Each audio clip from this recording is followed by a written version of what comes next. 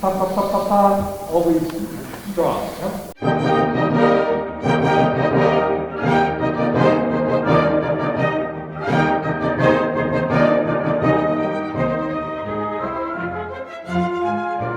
Maestro Davis, you are for the first time here in Sofia. How do you feel here, and what is your impressions from the Sofia Philharmonic Orchestra? This is my first visit to Sofia. It's a very beautiful, very impressive city for what I could see from my first days there. And my meeting with the Sofia Philharmonic has been very enjoyable. Very good musicians, and we're working very hard. 98, 2, 3.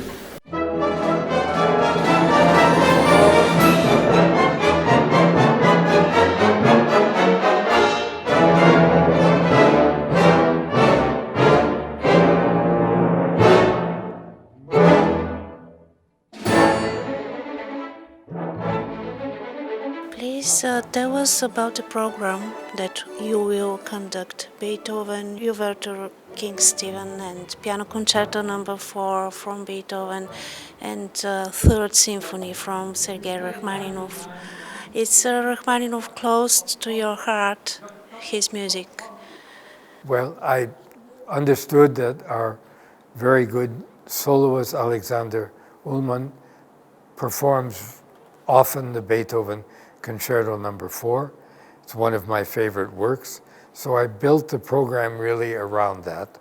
And I thought the overture with King Stephen works very well from the point of view of the keys of the piece. The King Stephen overture, for those who are interested in that, is in the key of E-flat major, a wonderful contrast to Beethoven's G major piano concerto. And then the Rachmaninoff Symphony is from a completely different era, and he composed it in the USA.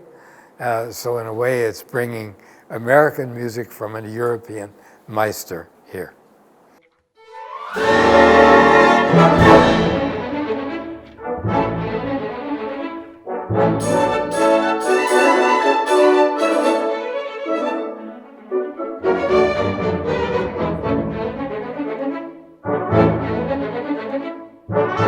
How did you get your start in music? Who were your major influences?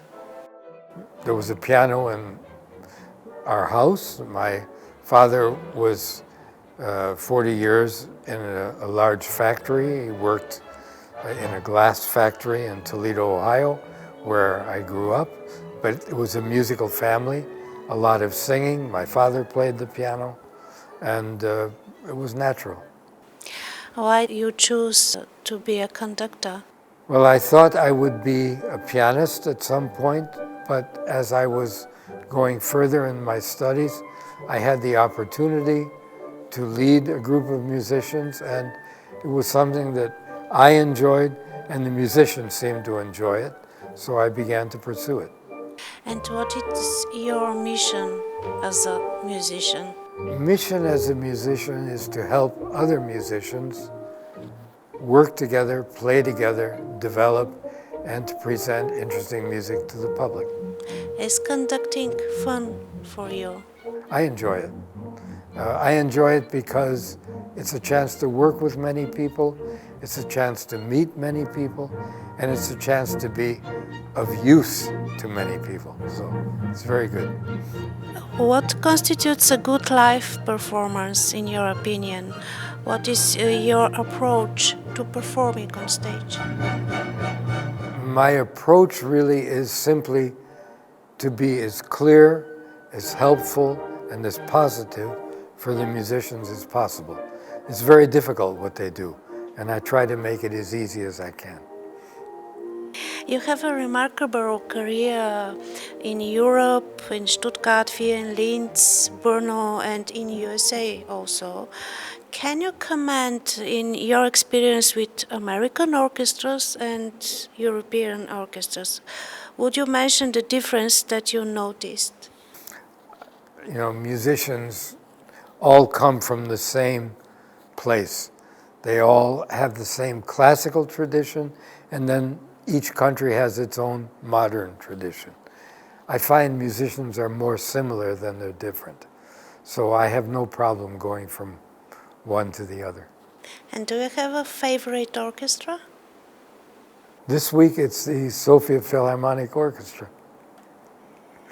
What do you prefer most, to conduct opera or symphonic music? I enjoy having the chance to do both. And I've been fortunate in my life and my career that I had many chances to do both.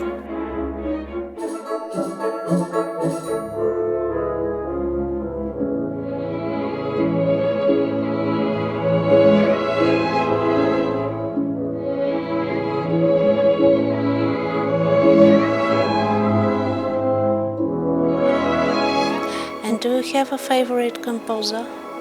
That's difficult, but there was a musician who once, and I agree with it, said that it would be difficult to have a life without Mozart. In which country do you like the audience most? It's true, they're all different. They're all different.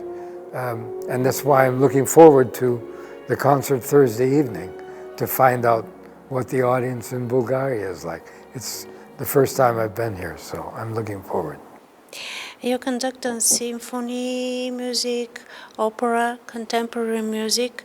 You are known also for your long-term partnership with jazz musician Keith Jarrett. Please tell us more about this. Well, Keith is a wonderful classical pianist. So as a young person, when I met Keith, I was able to perform some of his classical pieces that he had composed. We became, through that, very friendly. And then I conducted many times where Keith was a soloist in a classical concerto. He plays Mozart beautifully. He played Samuel Barber. He played Bartók. So he's a very well-rounded musician, and I enjoy that. And I enjoy his improvisations very much. Take one report. One.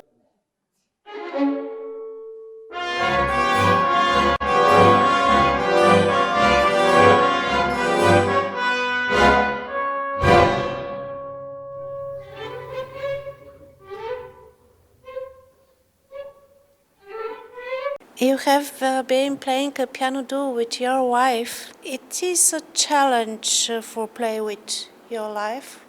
Of course, it's a challenge but it works very well because we enjoy playing together. We don't have the same training or school. We play differently, and that works together very well. She has her own personality, and she's always the first pianist, and I'm the second. You are not a leader. I'm not. She's the leader. I'm leading enough with the orchestras, but when we have our piano duo, she's the leader, and I enjoy that very much. Are your next projects with her?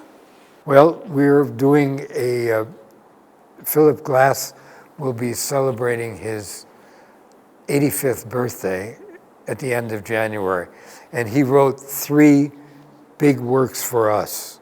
So we're going to perform those together for his birthday. If you could go back in time, what would you do differently? Oh, there's many things. You have to make choices.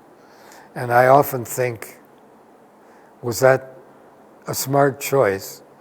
But on the other hand, if I'd chosen differently, I wouldn't be here now. And I want to be here. So I have to be happy. Are you a happy person? I am.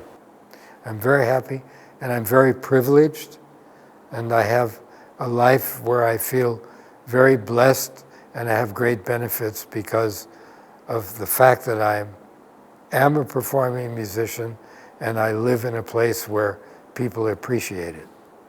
And do you feel like an ambassador of music? Well, I feel, in a way, I feel it's important to bring the modern composers into the concert hall and into the orchestra.